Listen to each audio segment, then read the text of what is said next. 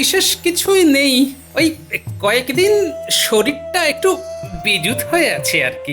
তোমার বেজুত শরীরকে জুতে আনতে হবে। শরীরের আর দোষ কি মহারাজ? শরীর যখন স্বাভাবিকের তুলনায় অস্বাভাবিক হয়ে যায় তখন ক্লান্তি তো গ্রাস করবেই। এই আমাকেই দেখুন না, ছিপছিপে বেতের মতো শরীর। সঠিক। মন্ত্রী মশাইয়ের শারীরিক সক্ষমতা তো সকলের ঈর্ষার কারণ। ব্যাস শুরু হয়ে গেছে পরস্পর পিঠ চুলকানোর খেলা। এরা পারেও বটে। আমি কতটা ফুরফুরে সেটা তো আপনি দেখতেই পাচ্ছেন মহারাজ। আমি হরিণের মতো দৌড়ই, নদীতে মাছের মতো সাঁতার কাটি, আকাশে পাখির মতন ওড়েন। হ্যাঁ পাখির মতো উড়ি। না আরে পাখির মতো উড়বো কি করে? আশ্চর্য, তোমার এই রসিকতা করাটা একটু ছাড়ো তো। হচ্ছে একটা দরকারি কথা, তার মধ্যে তুমি ফুট কেটে যাচ্ছ, কথা বলতে দিচ্ছ না, তার কেটে যাচ্ছে। কোথাকার তার মন্ত্রী মশাই? মাথার তার নিশ্চয়ই। মাথার তার আপনার বরাবরই কাটা। গোপাল, আমার মাথা নিয়ে কোনো কথা বলবে না বলে দিলাম। না না, আপনার মাথা নিয়ে আমার কোনো মাথা ব্যথা নেই। আমি আশা করব আমার শরীর নিয়েও আপনার কোনো মাথা ব্যথা থাকা উচিত নয় মন্ত্রী মশাই। আহা, তোমরা নিজেদের বাগযুদ্ধ বন্ধ করো। মহারাজ, আমি আপনার অনুমতি নিয়েই কয়েকটা কথা বলতে চাইছি। হ্যাঁ, অনুমতি দিলাম। মহারাজ, এই সভায় আমার মতো শারীরিক সক্ষমতা কারও নেই, এমনকি আমাদের সেনাপতিও সক্ষম নয়। মন্ত্রী মশাই, এটা কিরকম কথা হলো? হ্যাঁ, আমি সেনাপতি হয়েছি কেন? হ্যাঁ, সক্ষম বলে। মাঠে প্রমাণ দিতে পারবে যে তুমি আমার থেকেও সক্ষম? চলুন চলুন খোলা ময়দানে শুরু হয়ে যাক অসি যুদ্ধ। হ্যাঁ, দেখবো কে কত সক্ষম। আহা, আরে চড়ছো কেন? অসি যুদ্ধে তোমার চেয়ে বড় এই ভূভারতে কেউ নেই, কিন্তু সক্ষমতা অন্য। চলো কাল আমরা আমাদের মধ্যে দৌড় প্রতিযোগিতা করি। দৌড় প্রতিযোগিতা? হ্যাঁ, কাল সকালে আমার সাথে তোমাদের দৌড়তে হবে। গোপাল, তুমি সভাকবি। এই মাটি করেছে ও মন্ত্রী মশাই, আমি তো এক কবি। কলম দিয়ে অক্ষর সাজিয়ে আঁকি আমি ছবি। দৌড় দিয়ে ঘাম ঝরিয়ে আমার কি লাভ হবে? আমার কাজ তো পদ্য লেখা, শুধুই নীরবে। কি কাজ হবে লিখে এখন ওই সব পদ্য? জীবন এখন ভীষণ রকম কঠিন, কঠোর গদ্য। বাহ বাহ মন্ত্রী, আমি তোমাকে অনুমতি দিচ্ছি। কাল সকালে তুমি সেনাপতি আর গোপাল দৌড়বে। সভাকবিকে বরং মুক্তি দাও। না মহারাজ, সভাকবিকেও লাগবে। আমার ইচ্ছা সবাই একদম চাবুকের মতো হবে। শুধু বয়সের কারণে পণ্ডিত, বিজ্ঞানী, রাজবৈদ্য আর রাজজ্যোতিষীকে ছাড় দিলাম। আমি তোমাকে অনুমতি দিলাম। এই বেত ঘোড়াদের একেবারে চাবুক বানিয়ে দাও। তো দেবই মহারাজ, কিন্তু আমার শিক্ষাদানের কিছু পারিশ্রমিক হবে তো নাকি? নিশ্চয়ই, আমি খাজাঞ্চিকে বলে দেব। তুমি রাজকোষ থেকে তোমার প্রয়োজন মতো পারিশ্রমিক নিয়ে নিও। যা, আশায় পড়ল ছাই, ঠাই নাই আর ঠাই নাই। তাহলে কাল সকালে মাঠে চলে আসবে সবাই। ওসব নিয়ে একদম ভাববেন না। আমি ওদের ঘুম থেকে তুলে দৌড় করাতে নিয়ে আসবো। উফ, অসহ্য।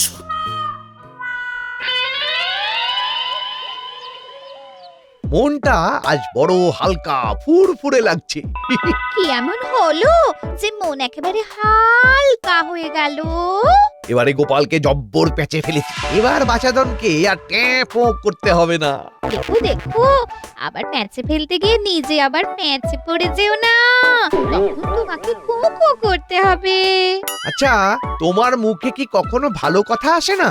তুমি যতবার মাথা খাটিয়ে বুদ্ধি বার করে গোপালকে শায়েস্তা করতে গেছো, ততবার তুমি গোপালের কাছে নাকানি চোবানি খেয়েছো। এই, আমি মিথ্যে বললাম? ইয়ে মানে যা পুরনো তা ভুলে যাওয়াই ভালো।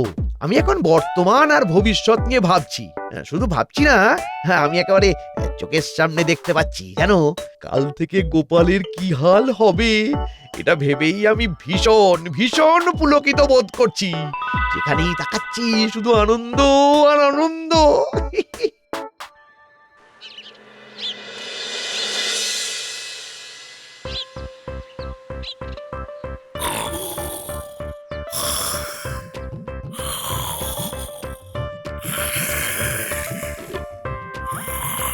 গোপাল দাদা, উঠে পড়ো।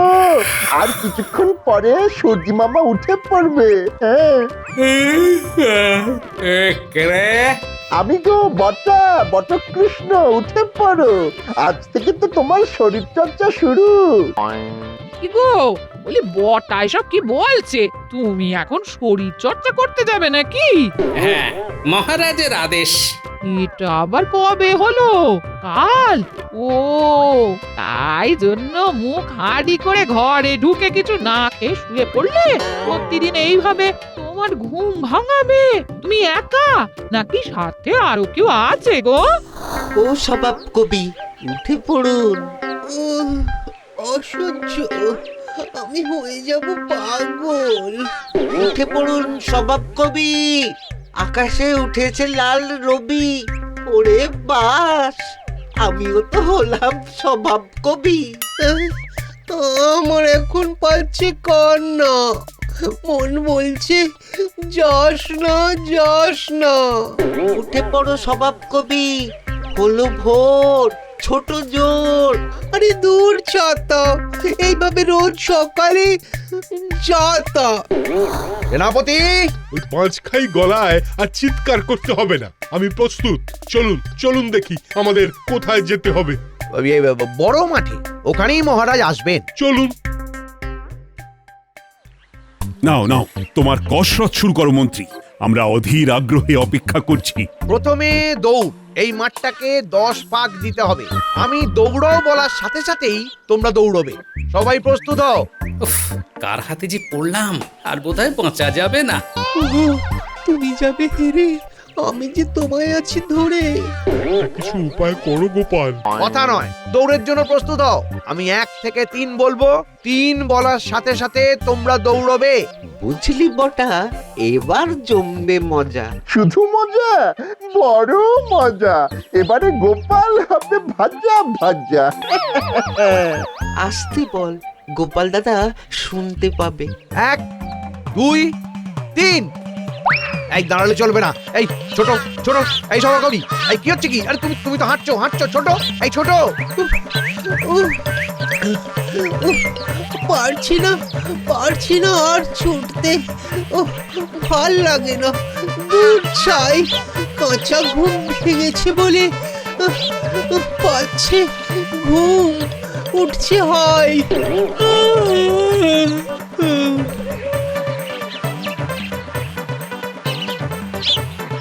মন্ত্রী খুব কর্মা আছে। এবার সবাই সঠিক সময়ে রাজসভায় আসবে, সবাইকে চাবুকের মতো তৈরি করবে। হ্যাঁ, এবার ভার উত্তোলন।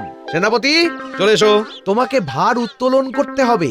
গোপাল, তোমাকেও ভার উত্তোলন করতে হবে। আর সভাকবি, আমি আর নেই, আমাদের শুয়ে পড়েছি তাই মাটিতে। কার ভার কে তুলবে? খুব ভালো প্রশ্ন। প্রথমে সেনাপতি গোপালকে তুলবে। মন্ত্রীমশাই, এটা কি ফাজলামি হচ্ছে? হ্যাঁ, এই, আমি তোমাদের শিক্ষাগুরু, আমার সাথে ভদ্রভাবে কথা বলবে। সেনাপতি, মন্ত্রীর আদেশ মাথা পেতে নাও। নাও নাও, গোপালকে তোলো। মন্ত্রীমশাইকে থামাতে হবে, কিন্তু কিভাবে? নিন সেনাপতি মশাই, আমাকে তুলুন। গুরু মহাশয় আদেশ করেছেন, সময় নষ্ট করবেন না। আহা, কি দৃশ্য! দারুণ ব্যাপার। ঠিক আছে, বলো বলো গোপাল ভাঁড় কি জয়।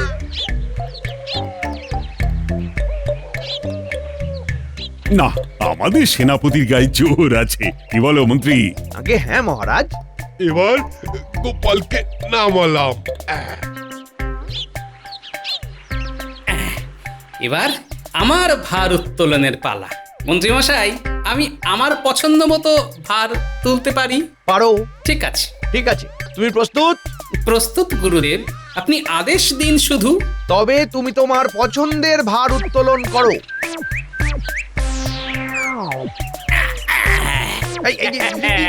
কথায় আছেন, গুরু হলেন সবার চেয়ে ভারী।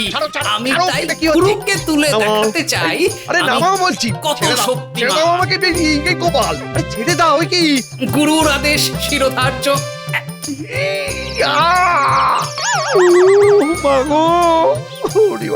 আমার আর কিচ্ছু করার নেই গুরুদেব, আপনি আমাকে ছেড়ে দিতে বলেছেন। সবাই সাক্ষী, তাই আমি ছেড়ে দিলাম।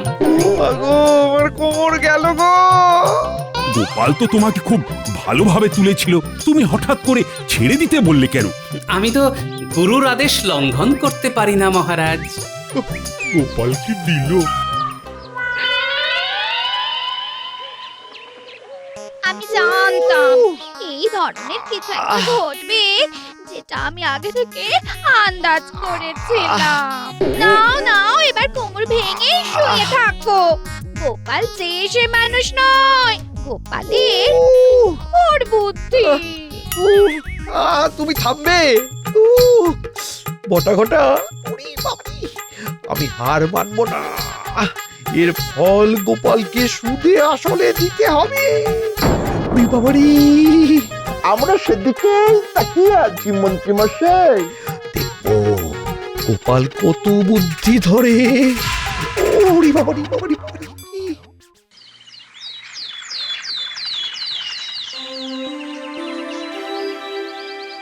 কি গো মন্ত্রী, একদিনেই তুমি কাবু হয়ে গেলে?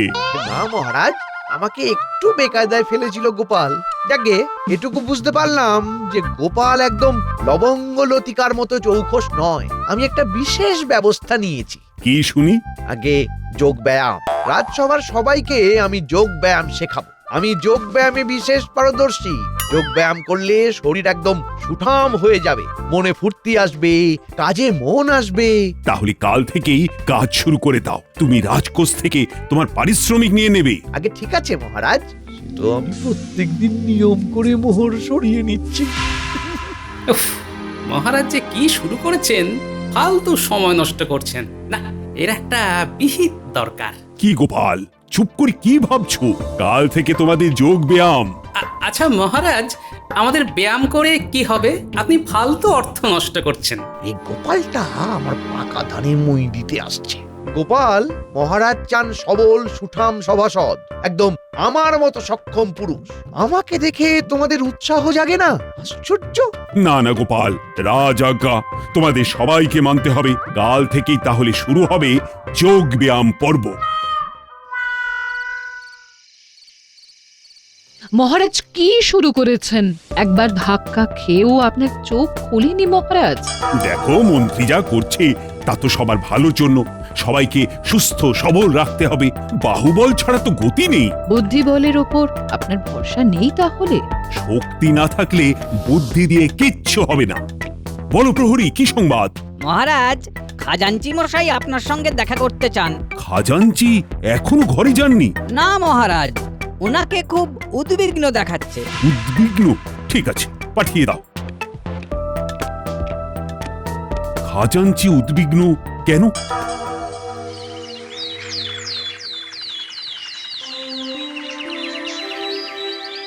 ওহ বাবা, মন্ত্রী মশাইয়ের যোগ ব্যায়ামের ঠেলায় আমাদের হাড়গোড়গুলো একেবারে ঝুড়ো ঝুড়ো হয়ে যাবে।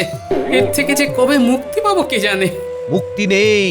আমার কোমর ভাঙার সুদে আসলে উসুল করব।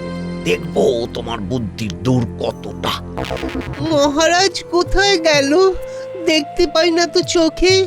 গায়ে গতরে ভীষণ ব্যথা, মরছি তারই শোকে। রাজাধিরাজ কৃষ্ণচন্দ্র রায় মহাশয়ের জয় হোক।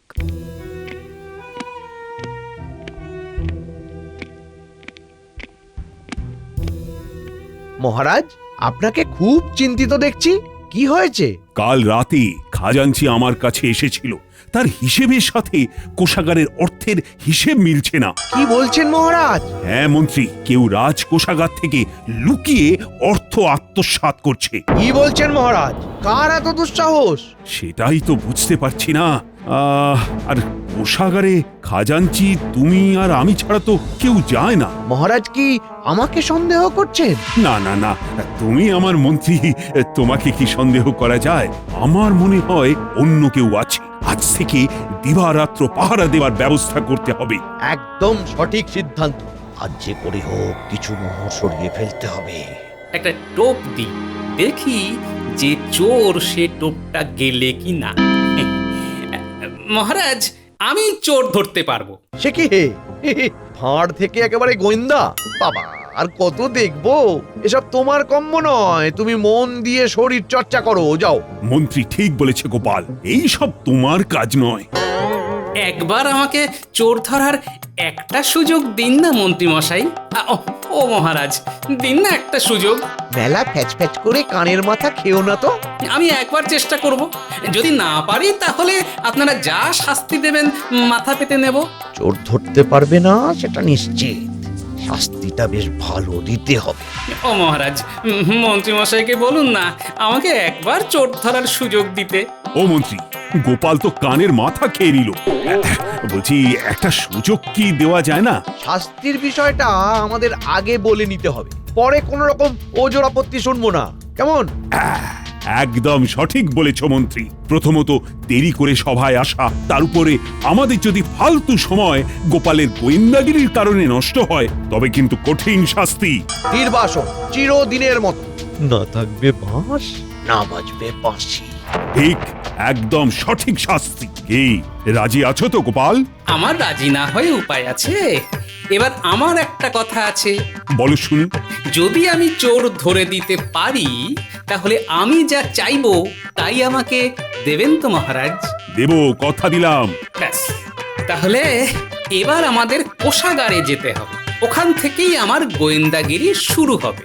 সভাসদদের অনুরোধ, সবাইকে আমার সাথে কোষাগারে যেতে হবে। তোমার কি মনে হয় যে চোর কোষাগারে তোমার জন্য অপেক্ষা করেছে? যাও, যাও, দেখি কোথাকার জল কোথায় গিয়ে দাঁড়ায়। চলো হে। খাজাঞ্চি মশাই, সিন্দুকটা খুলুন। গোয়েন্দা গোপাল, খুঁজে দেখো চোর কোথায় লুকিয়ে আছে। কি ছেলে মানুষই করছো গোপাল, মিছি মিছি সময় নষ্ট। গোপালের যোগ ব্যায়াম করে মাথার একটু সমস্যা দেখা দিয়েছে। খাজাঞ্চি মশাই, কোষাগারের সব মশালগুলো নিভিয়ে দিন। কোষাগারের আলো নিভিয়ে দেবে কেন? অন্ধকারেই তো আলোর দেখা পাওয়া যায়। খাজাঞ্চি, গোপাল যা চাইছে সেটা করো, আলো নিভিয়ে দাও। দিচ্ছি মহারাজ, এক প্রহরে মশাল দুটো নিভিয়ে দাও। কি যে হচ্ছে বুঝতে পারছি না। না প্রহরী, এবার আবার মশালগুলো জ্বালিয়ে দাও। এই আলো নিভিয়ে আবার জ্বালিয়ে তুমি কি বুঝলে গোয়েন্দা গোপাল? সবাই সভায় চলুন, সেখানে গিয়ে বলবো। গোপাল, তুমি আমাদের সবার সময় নষ্ট করালে, এর ফল কিন্তু তোমাকে পেতে হবে। ঠিক, যার শরীর সক্ষম নয় সে সময়ের বিষয়েও ভাবতে পারে না। সবাই গেলেই বোঝা যাবে কত ধানে কত চাল। ঠিক আছে, চলো সভায়। ওখানে গিয়ে যদি চুরি সম্পর্কে আমাকে কিছু না জানাতে পারো তবে তোমার ভাগ্যে কিন্তু নির্বাসন নাচছে, মনে রেখো। চলো তাড়াতাড়ি। সবাই রাজসভায় আসুন। খাজাঞ্চি মশাই, আপনিও আসুন।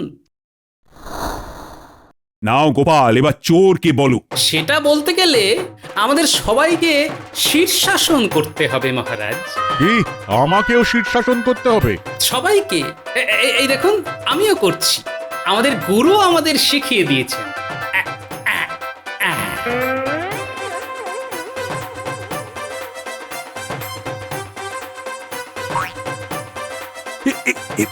এসব কি হচ্ছে গোপাল? তুমি কি আমাদের সঙ্গে রসিকতা করছো? না মহারাজ, এবার জবনিকা পতন হবে। নিন মন্ত্রী মশাই, আপনিও শীর্ষাসন করুন। এই এটা কিন্তু বাড়াবাড়ি হচ্ছে। আমি শীর্ষাসন করতে পারবো না। পারবো না এ কথাটি বলবেন না। আর কেন পারবেন না সেটা ভাবুন শতবার। দেখুন মহারাজ, গোপাল কি অত্যাচার করছে। অত্যাচারের আর কি দেখলেন? সকালবেলায় যোগব্যায়ামে আমাদের উপর তো কম অত্যাচার করেননি। নিন, শীর্ষাসন করুন। মহারাজ, কাঁদুনি গিয়ে লাভ নেই, শীর্ষাসনটা করেই ফেলো। অগত্যা।